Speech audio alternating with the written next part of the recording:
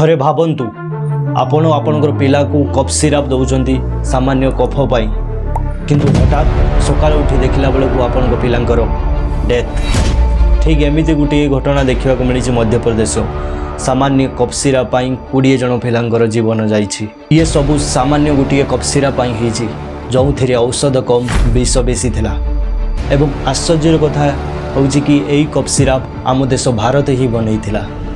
Investigate जना पड़ा कि यही कप सिरप रे इंडस्ट्रियल केमिकल जार नाम DEG अधिक परिमाण हेतु से सामान्य पिला मानकर जीवन जाइछि।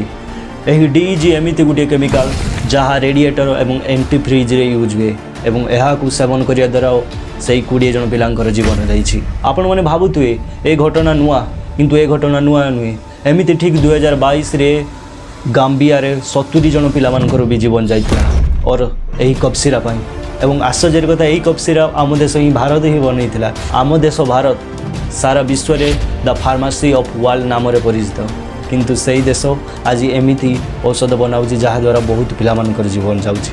तो भूल कौंठी रहउछि प्रॉपर टेस्टिंग होउछि मॉनिटरिंग होउछि रेगुलेटिंग होउछि तथापि एमिति घटना देखा मिलुछि। वर्ल्ड हेल्थ ऑर्गेनाइजेशन भारत को 2 थर भी वार्निंग दे सारिथिला एवं भारत ये विषय भी इन्वेस्टिगेट करथिला किंतु आज जाए कौन दोषी को एवं जाए दंड मिलनी कि से कंपनी जो कंपनी विष बनाऊँ से कंपनी बैन भी होना।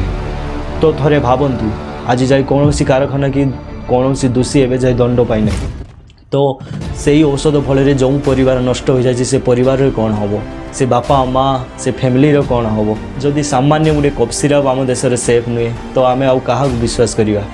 तो आपण मानक अनुरोध ए वीडियो को समस्त पाखक शेयर करूँ कहीं आपंकर गोटे शेयर कौन फैमिली भी जीवन बंचाई देव। जय जगन्नाथ।